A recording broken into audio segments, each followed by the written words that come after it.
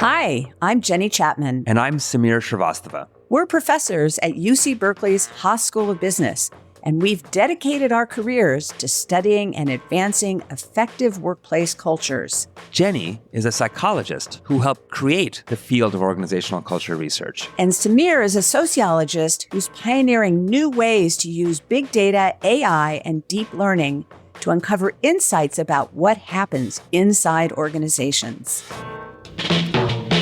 Together, we founded the Berkeley Center for Workplace Culture and Innovation to help business leaders create and cultivate healthy and effective workplace cultures. In this podcast, we'll tackle hard-to-fix issues that your organization is facing as we look to the future of work. We'll take your questions about culture and give you practical advice that you can put to work right away.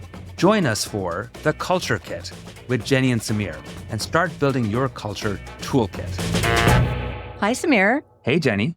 Well, I'm still buzzing from our Culture Connect conference that we held in January here at the Haas School. Yeah, this was our 6th year doing the conference, and I think it's fair to say this was our biggest and best one yet. Definitely. Well, I'm really excited about this podcast because it really builds on one of the core themes of our conference, which is bringing together the worlds of academic research and industry practice. And here we get to take a deeper dive into a specific problem raised by a specific leader and really workshop it together. Yeah, let's get to our question. Hey, Jenny and Sameer. This is Yamini Rangan, CEO of HubSpot. And here's a question that's on my mind on culture. We've shifted from in-office to hybrid over the past 3 years. Our version of hybrid work does not have any mandated days. What that means is employees can choose to work from home all the time, or they can come into the office 2 to 3 days a week, or work in office all days. Well, we want to be even more connected as a hybrid company. So what do you think works? And what do you think does not work in building that connection with the mission, with the purpose, and even with colleagues outside of your day-to-day teams that you interact with? I would love to know. So, Jenny, what do you think about Yamini's question? Well, it's such a timely question. I think most organizations are struggling with exactly what Yamini raises here. And the good news is that we had the incredible Nick Bloom, professor from Stanford, come to the conference and talk through the work that he's doing on work approaches. And I think he shared with us some pretty concrete findings. The first one is, of course, that hybrid work is here to stay. Even though some companies wish that they could mandate people come back full-time every day, the labor force has really demanded that there be flexibility in work. So it's probably going to be impossible to require people to be in 5 days a week. At the same time, Nick's work also showed that fully remote work can be hard to manage. So I think organizations are going to have to reckon with hybrid work and how to structure it in a way that, doesn't disadvantage the culture and really builds in some flexibility, but still maintains a level of connection. Yeah, and we're definitely seeing examples of companies that are requiring or mandating that people come back into the office some number of days a week, in some cases, all 5 days.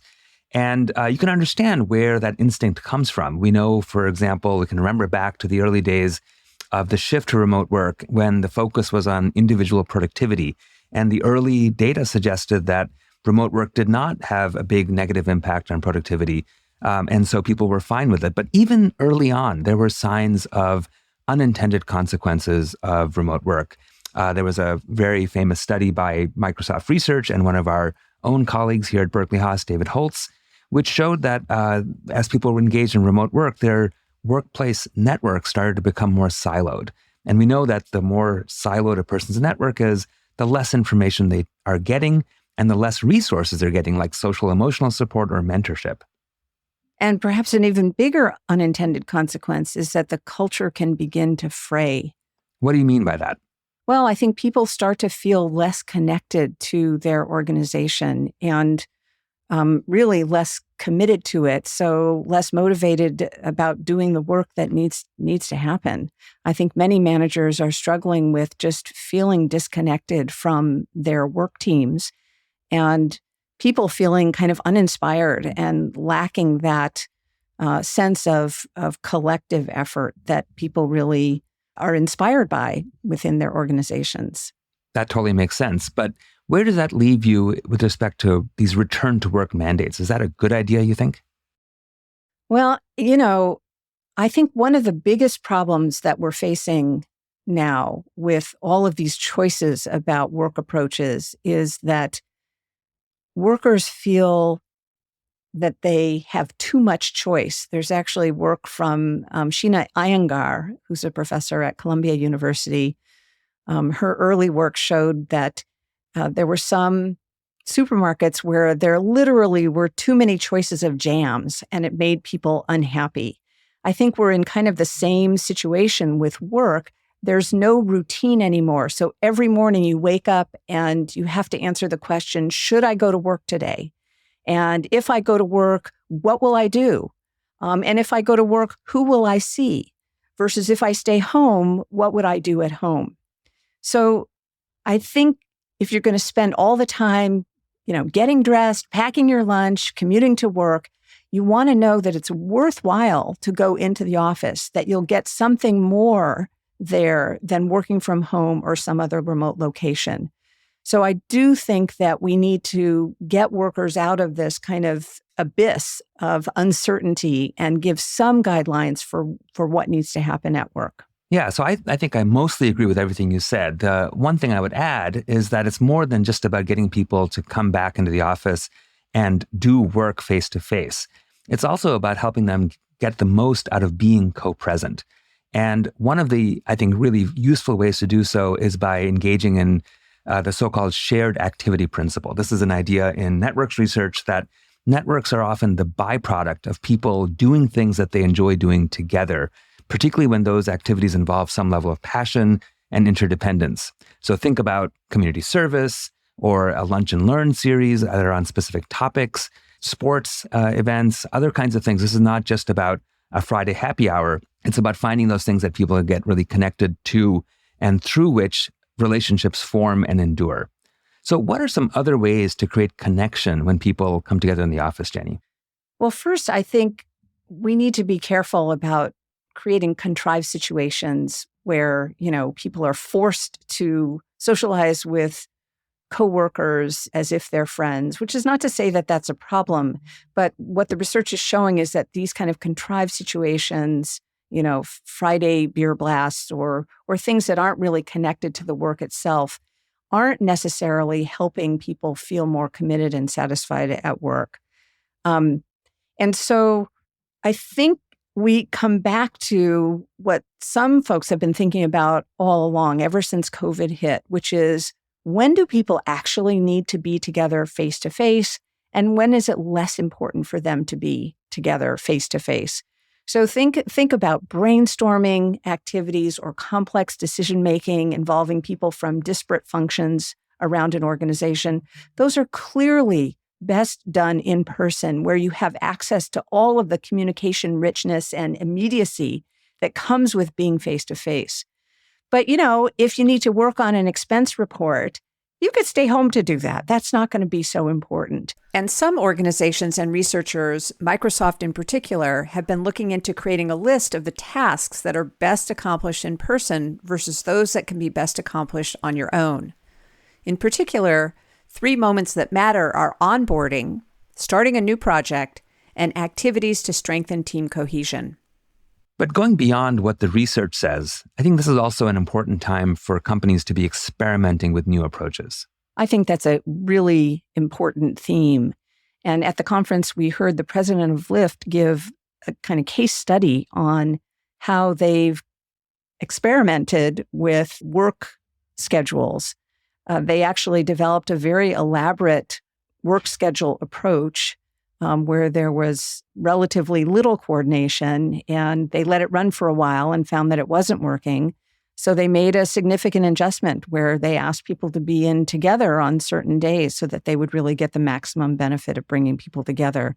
But the key there is that you got to be open to this. See what's working in your organization. These are really different ways of working, and organizations need to be a little bit innovative and think about using trial and error to see what works. Yeah, and I think some of this is also about pushing oneself and the rest of the organization out of the comfort zone. I had to push myself out of my own comfort zone not too long ago when I went to an event that our center co-organized with a company called Late Night Art, which was all about connecting through art. And there I met some people from Google Quantum Computing and learned that this is a core part of what they're doing in their organization. They even have an artist in residence program.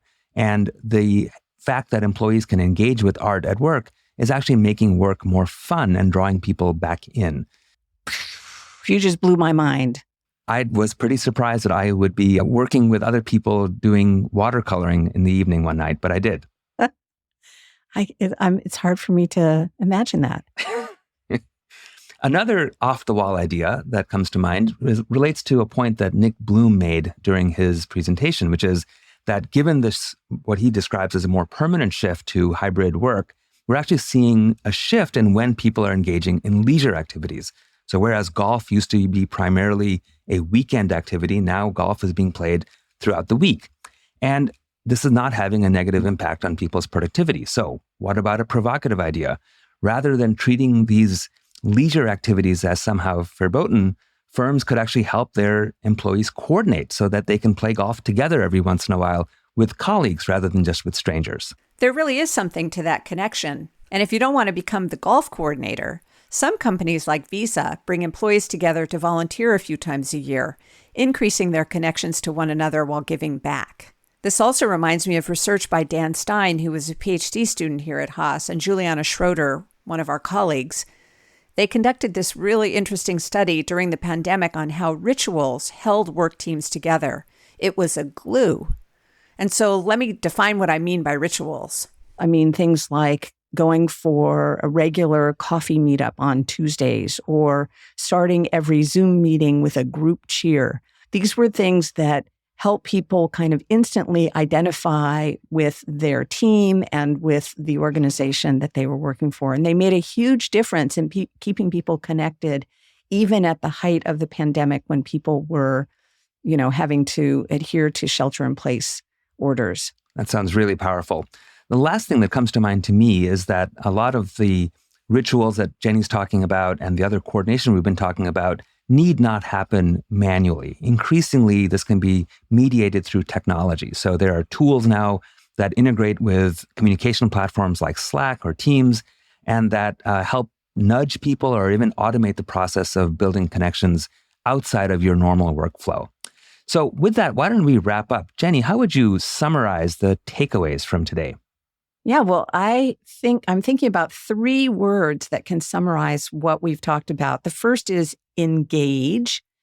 So when people come together at work, we need to help them connect to the broader culture through meaningful shared experiences. And this will help them identify with the organization. The second one is expand, meaning that we should help people create connections via shared activities. Whether it's watercolors at night or golf games in the day, so that they can broaden their networks within the organization. And this is actually really effective in smoothing out the workflow. And then the third E is to experiment, be open to new ways of creating connection, but also be willing to drop bad ideas and make adjustments over time. Terrific. Thanks for that summary, Jenny. And I think it's time now for our final E, which is to exit. We will see you next time. See you, Sameer. Thanks for listening to The Culture Kit with Jenny and Sameer. Do you have a question about work that you want us to answer? Go to haas.org/culture-kit to submit your Fix-It ticket today. The Culture Kit podcast is a production of the Berkeley Center for Workplace Culture and Innovation at the Haas School of Business and is produced by University FM. If you enjoyed the show, be sure to hit that subscribe button, leave us a review, and share this episode online so others who have workplace culture questions can find us too. I'm Jenny. And I'm Sameer. We'll be back soon with more tools to help fix your work culture challenges.